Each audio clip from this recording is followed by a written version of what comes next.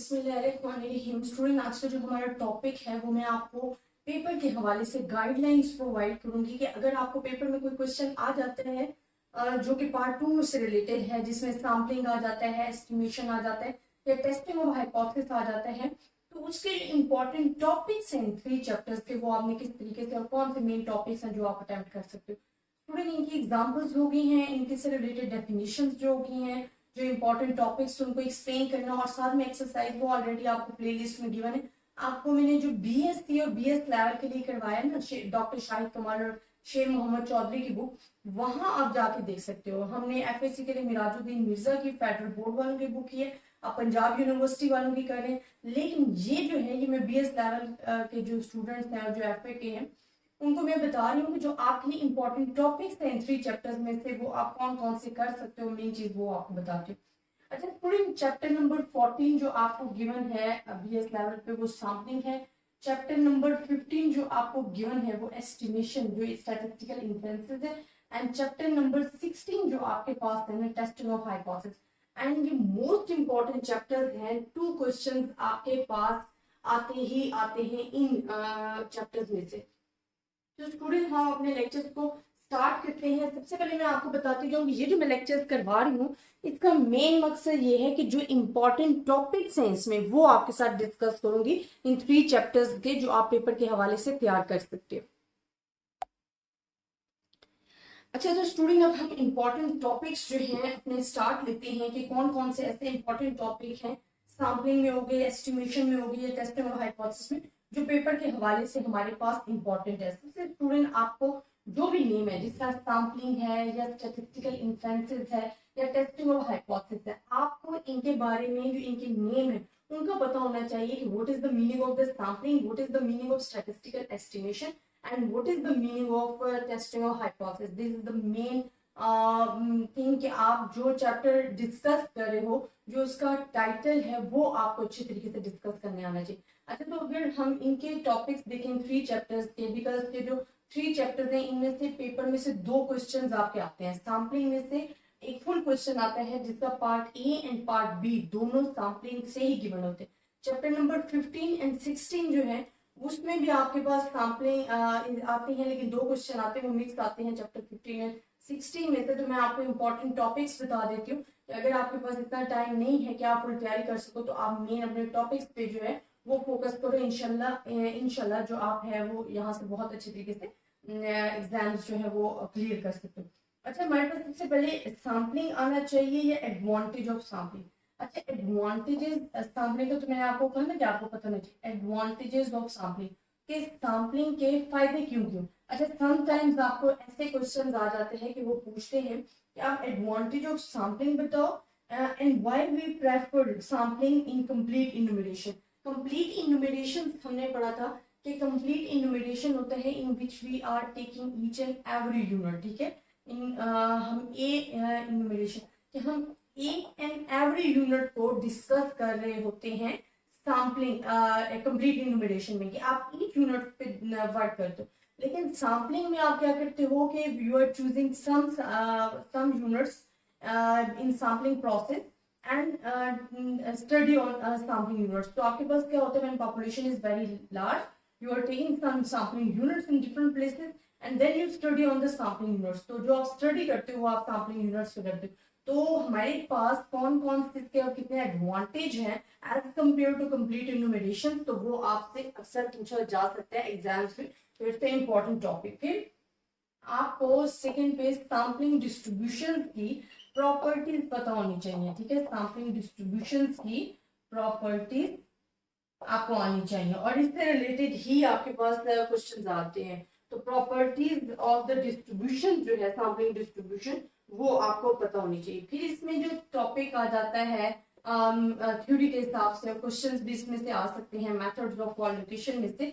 इसमें क्वेश्चंस भी आपके पास आ रहे होते हैं जो इसके 3 या 4 मेथड्स हैं मेथड्स ऑफ क्वालिफिकेशन के, उसकी आपकी थ्योरी भी पता होनी चाहिए और उसकी छोटे छोटे फार्मूलाज हैं जो कि मैंने आपको ऑलरेडी प्ले लिस्ट में करवाए हुए हैं। बिकॉज बहुत सारे स्टूडेंट ये है तो बहुत छोटे टॉपिक मेथड ऑफ एलोकेशन, लेकिन समटाइम्स स्टूडेंट्स इस मेथड में कंफ्यूज हो जाते हैं। तो वो स्टूडेंट मैंने ऑलरेडी आपके साथ प्ले लिस्ट में डिस्कस किए हुए हैं, अगर आप वहां जाके देखोगे तो आपको इजीली जो ये टॉपिक है समझ में आ जाएगा।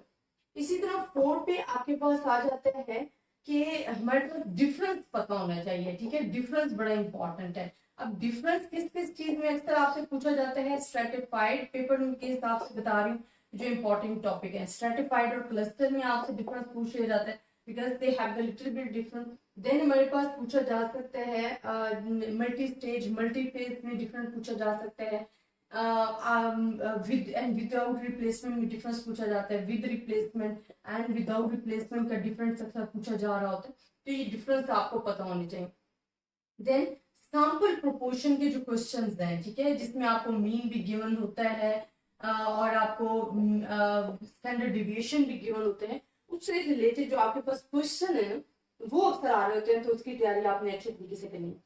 अब ये तो वो इंपॉर्टेंट टॉपिक्स थे जो आपके पास सैम्पलिंग से रिलेटेड है। अब हमारे पास चैप्टर नंबर 15 एंड 16 को मिला के पार्ट ए एंड बी आपके पास मिक्स क्वेश्चन दे रहे होते हैं, तो ये भी बड़ा इंपॉर्टेंट है बिकॉज ये 3 चैप्टर्स आपके पास कह सकते हो कि एज अ की पॉइंट है और मोस्ट इंपॉर्टेंट है, आप इसकी तैयारी बहुत अच्छे तरीके से करें।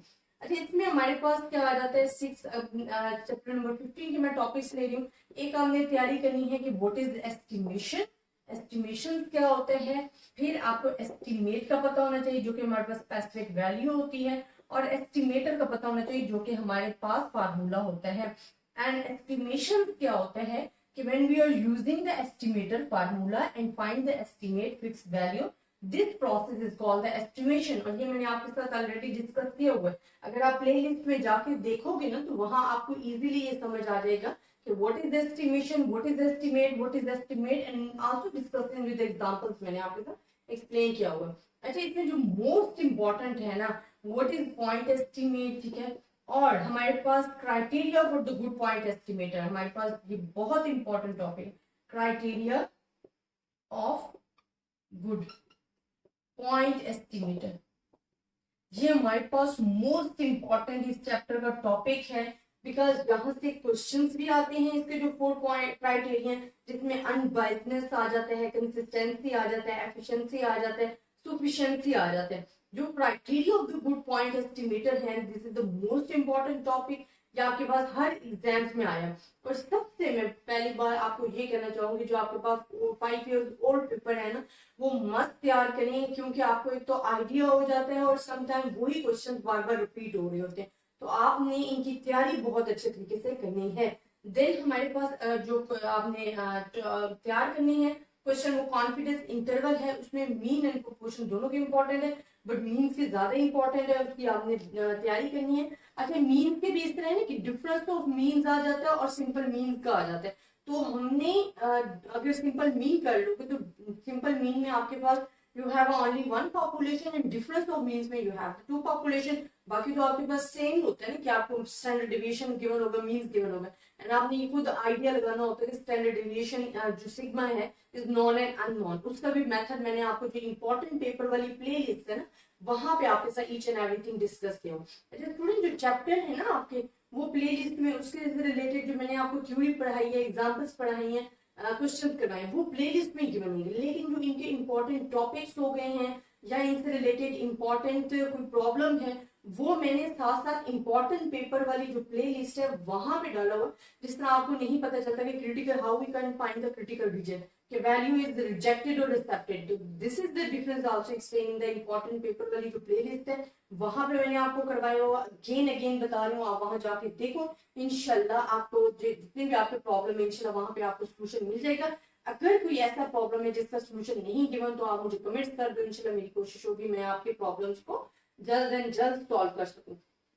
अच्छा, अब हमारे पास जो चैप्टर नंबर 16 है ना, टेस्टिंग ऑफ हाइपोथेसिस, तो सबसे पहले तो आपको पता होना चाहिए कि what is the meaning of the testing of hypothesis, और ये बड़े अच्छे तरीके से एक्सप्लेन किया हुआ है अगर आप प्लेलिस्ट में जाके देखोगे। अब इसमें इस में ना हमें सबसे पहले डिफरेंस पता होना चाहिए इसकी थ्योरी में जो आपके पास आ भी रहा होता है, what is the difference between the acceptance region and rejection reason.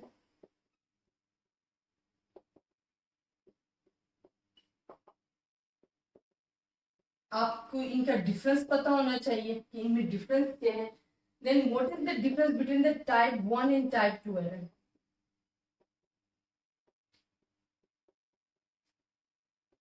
अब आपको ये पता होना चाहिए कि what is the difference between the type 1 and type 2 error. Then हमारे पास आ जाता है null and alternative hypothesis.